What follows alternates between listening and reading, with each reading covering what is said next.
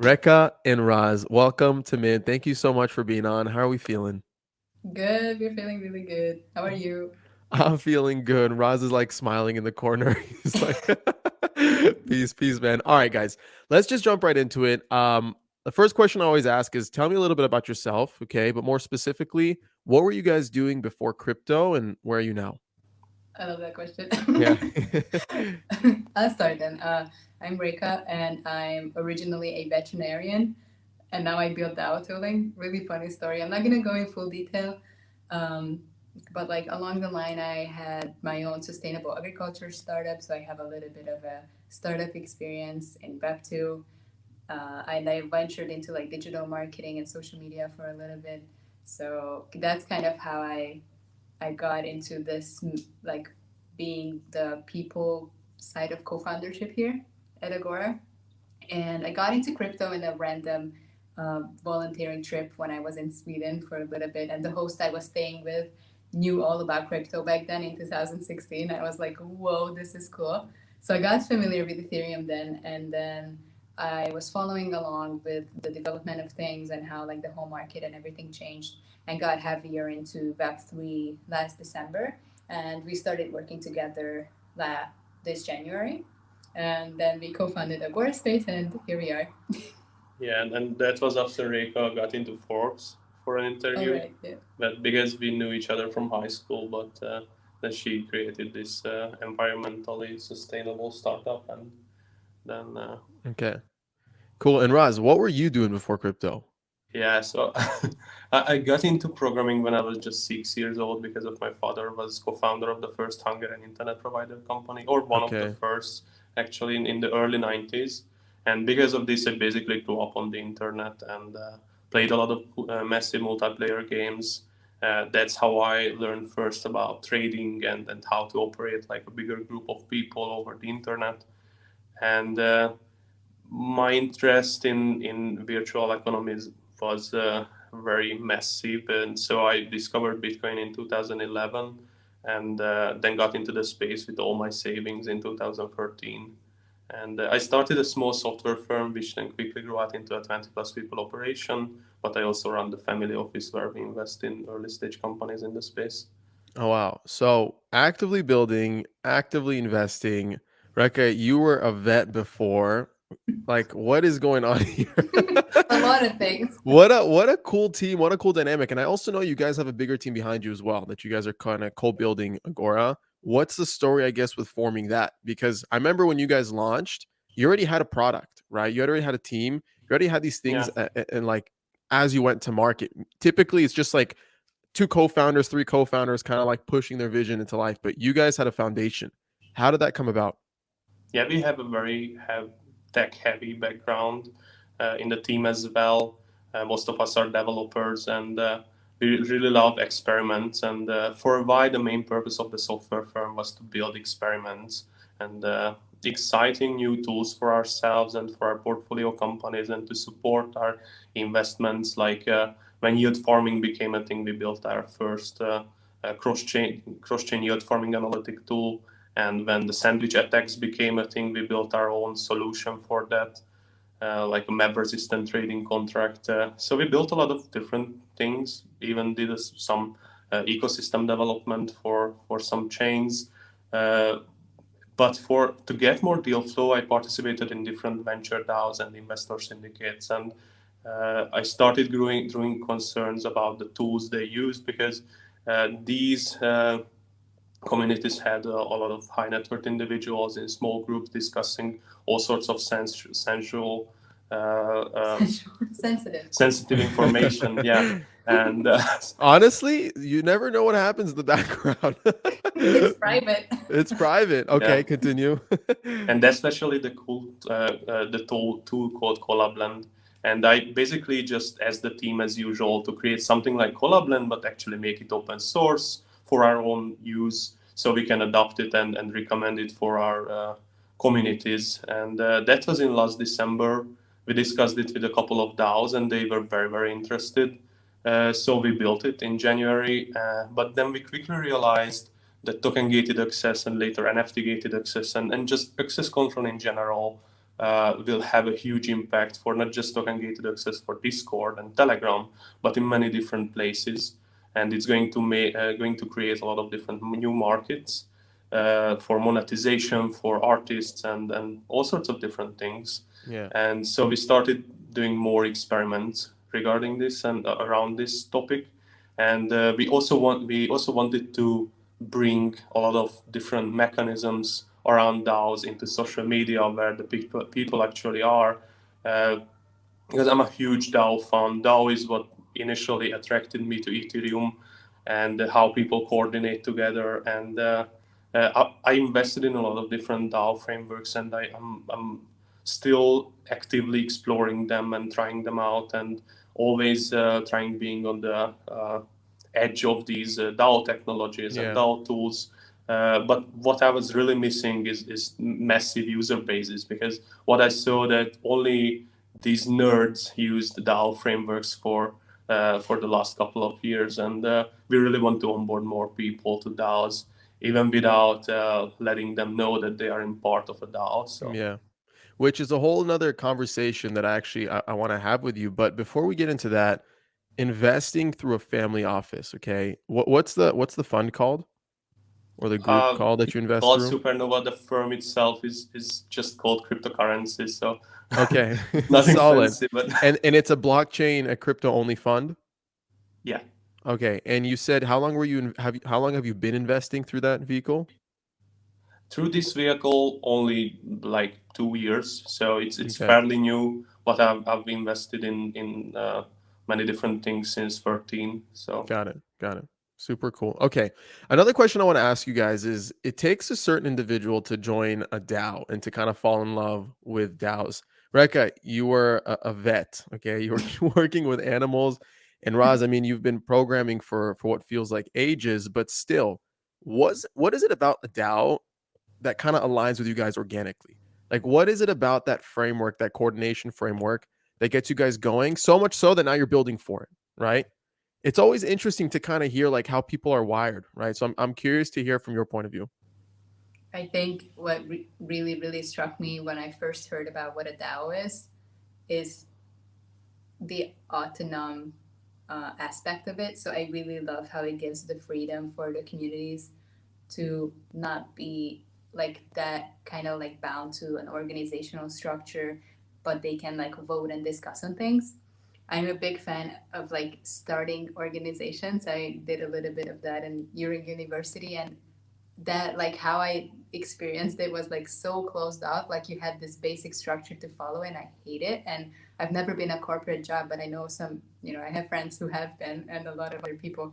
And I just like I could never. And I really like how DAOs allow you to basically form companies within just like almost like friend groups kind of, and have this aligned vision and just work for it from different parts of the world at the time that suits you best. And you have this full freedom of operating in a way that suits that group the best. That kind of like struck me first. And then of course I realized all the other potential that it holds. But first, like this whole freedom that it allows people to have is what was crazy new to me. And I was like, okay, we have to get on this. And then dug myself deeper in that rabbit hole and got into all the good stuff. Makes sense. And I hate paperwork. So that's probably the most important point. But other than that, I always seek out for more freedom, and DAOs make it possible to automate in a much deeper sense every aspect of a corporation or a foundation or any organization over the internet. Yeah. So that really attracts me and in a line of my vision about the future of the internet. Got it. Okay, let's pivot to Agora. Okay, what are you guys building exactly at Agora? On the site, it talks a lot about tooling. Okay, but that's also a very broad word. What does tooling kind of mean for you guys, and what are some of those initial products that you guys have laid out? So at Agora, we're basically like this studio of building all of these tools. And what we try to do is build this set of composable tools that are very collaborative and give back the ownership and sovereignty to the founders and the groups themselves. So that kind of is aligned with our like what got into us to DAOs versus like have this complete sense of sovereignty and freedom for the groups and the founders to do what they do best and do it in a way that suits them. And so we are doing very simple tools that are lacking in the space. Because if you go on Twitter or anywhere, you see all the problems that DAOs have on like the Right. organizational side and the governance and rewarding mechanisms, communications, and time zones even. So there's a lot of things that are needed to be solved. And so we started with gated access. That's kind of like our first cornerstone. That's like our first step.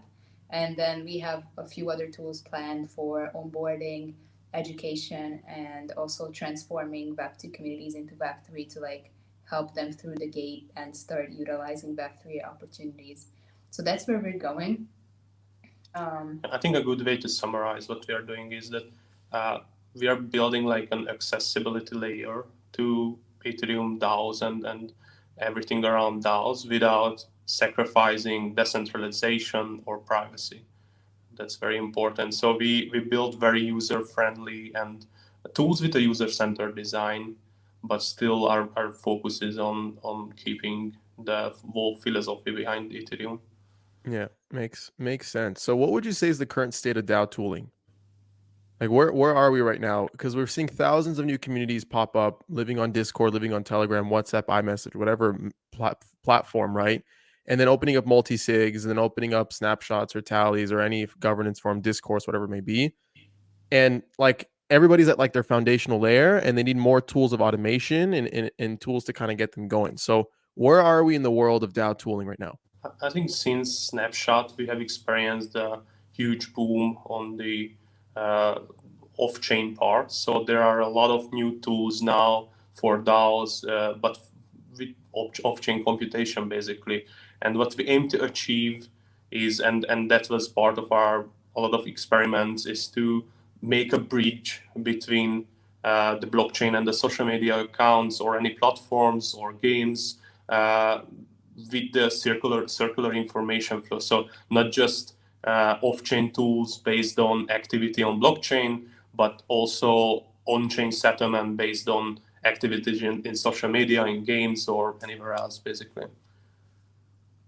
Got it. So we Makes want sense. to create these tools which are really off-chain, but eventually work the same as on-chain tools and on-chain frameworks. But like did. 1 to 10 on a scale of like the state of DAO tooling, because I think that was like kind of the point of the question now. Right. But that I think- also adds to it. Sure. Yeah. Go ahead. I think like on a scale of 1 to 10, I think we're at like a 3. Of like it works, it's okay. We can make it work, but we like talk with a lot of founders and community like heads in this space, and also like us forming a DAO ourselves now. It's a lot of struggle still, and we have a lot to improve on. But we're here to do that. What are the biggest pain points right now that you're seeing? And it could either be from like the end user's point of view of joining an organization, or from an organization's point of view of setting up that organization, right? I think from both point of views, like being like starting at a DAO. So let's say you join a DAO that's already like 300 people and you're such at the brim, like how do you get closer in towards the inner circle and find ways to contribute? Because you really like the vision. Like they made a good point of like mentioning or like getting their vision through to you, and you love it and you're aligned with it. But like how do you find ways to actually put value there and contribute to them and start working together? That I think like for me as well, like I join a bunch of DAOs and like Discords on a fairly regular basis, and it's such, if you really want it, you can find ways and like find the right people to message to like get a job or like something to do them for them, help them. It's very hard for users, I think. And from like a manager's point of view or like the core community's point of view, I think the same thing of they see a lot of people coming, filtering in, and how do they make sure that, you know, the right people get a right access to things and they can safely like have them come closer. So it's the same issue from two sides. I think that's something on a social perspective and with tooling as well that we should work on a little better. Yeah, I think the biggest struggle comes from that we are trying to innovate on two fronts simultaneously.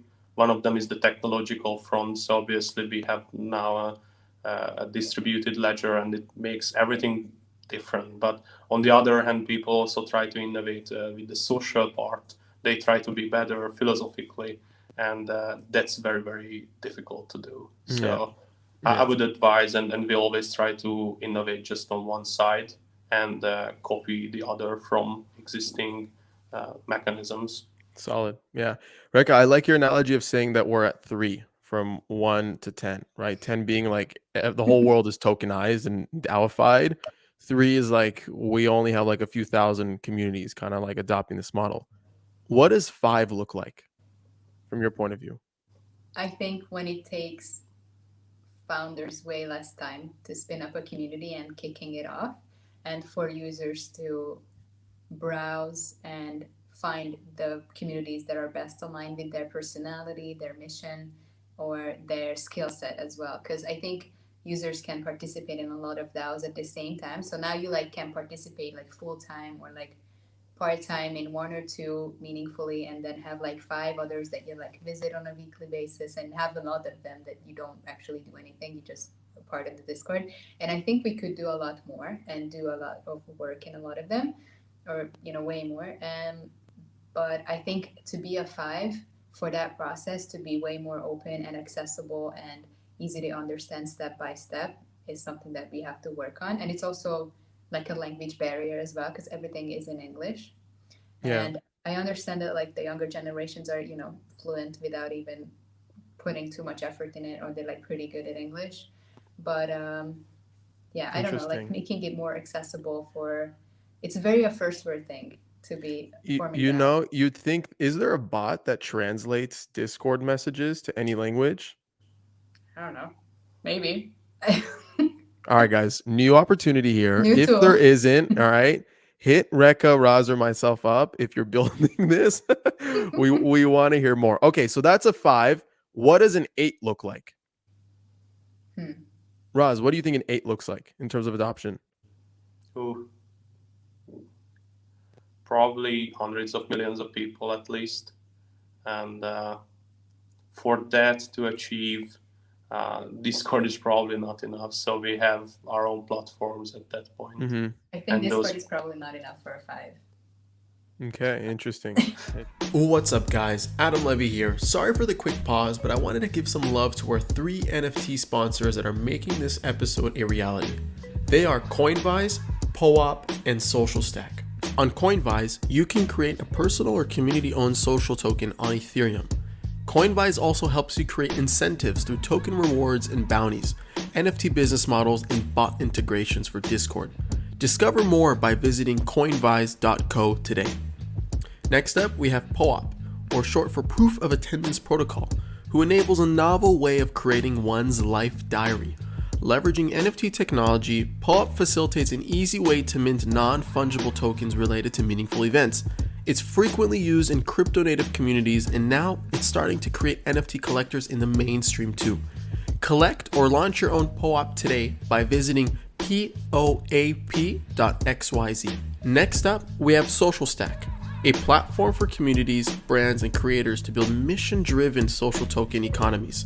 Offering an easy-to-use, non-custodial wallet with a suite of open-source community engagement tools, Social Stack makes it simple to bring your community into Web3 and be a part of creating an open-source, gratitude-driven future for social tokens. Create a free social token wallet, discover mission-driven social token communities, or apply to launch your own token on Social Stack by visiting socialstack.co today. All right, back to the episode. Next question, okay? When you're starting a DAO, you guys obviously have a lot of purview into the tools and development that kind of take place to forming a DAO from the ground up, okay? What does the tool stack look like right now? What does every new decentralized community need to kind of get started? What does that look like? List it out for me. A multisig. Okay. You could use a few of them, but I see a lot of communities using Safe. You need some sort of voting mechanism for governance, and they usually use Snapshot. And for treasury, it's better to use like on-chain mechanism instead. But yeah, that's difficult for now. Okay. But yeah. So multi-sig, some governance. What about for like automation, right? In reputation, for example, what does that look like? I think we're just exploring that. I think that's not in the basic toolkit. I think communities that are a little bit more mature and have a little bit of experience in running the DAO, they're exploring the reputation system. I think it's still very new. I see a few projects that are utilizing that, like Colony, or you could do Mm-hmm. it to some extent in Coordinate, for example.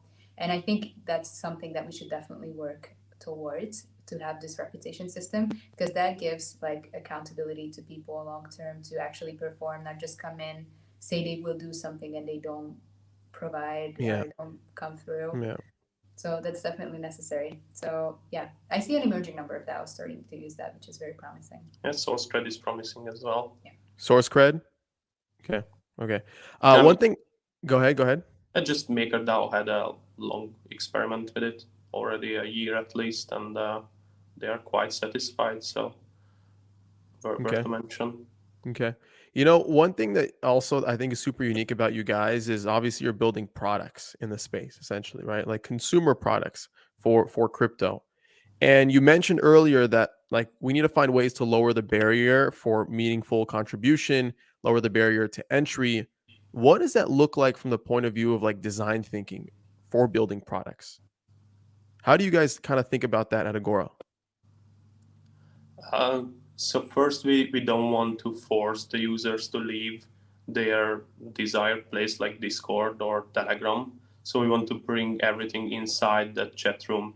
I think one thing we forgot to mention in a DAO stack is that you will definitely need like a communication channel as well. It's not it shouldn't be token gated in every case, but it's good if it's token gated. But yeah, so you need a communication channel, and I think it's still heavily underutilized what you can do with just a channel, especially in Discord, for example, where there are emoji reactions that you can use eventually to uh, votings and all sorts of different stuff. So I think the most important thing is to leave everyone where they are already and don't force them to go to a website or something like this. Mm-hmm. And Can I just add to that? Yeah. To Yeah. also use less of a hardware wallet situation. Because, for example, what I don't like about using Snapshot all the time, I don't really, because I'm lazy. And the point is, I have to go to a different website. I have to use my hardware wallet to do anything. And that's like at least 2 points where I get like lost and lose interest. And I think one point is bringing everything to where people are and people are active and have the conversations, which is most of it is of course off chain, and it should be that way. And also to like kind of find ways to use less hardware wallet action to like Mm-hmm. minimize that to maximum. Got it. Got it. It's So amazing. Minimize that to maximum. yeah, minimize the use of hardware. As important as that is, it really risks like user experience, is what you're saying, right? Yeah. I also think part of that is you're required to like hold these assets on a hot wallet to an extent to kind of have like seamless flow of an experience, and that within itself is highly risky, right? Just having so many tokens, so much money in a hot wallet. So I agree with you. You know, I think we're so early with where we're at. I think it's very fair. I even say I think we're at a 2, like maybe like a 1.5 to be honest. Like, but Yeah. I think the point is like we're very early on the spectrum. What do you think is missing to kind of get us to that next level, to get to the 5? Like what steps, what progress, what tools, what interactions, you know what I mean, are missing to kind of reach that next level of adoption? I think what's missing really is not the some specific tool itself, but more like the way these already existing tools could cooperate and share data between each others. And that's obviously not possible if one of these tools are not open source or cannot be self-hosted or uh, yeah. So I think the missing part right now is to have an integration layer between all of these different tools, or have a suite of tools that are cooperate and share data already. We're trying to do both. How do you kind of tackle both at the same time? Well, we try to create tools that are interoperable between each other, and also make them open source and have APIs for them so that we can have a maximum amount of integrations with other tools and projects and platforms in the space and on the internet, basically.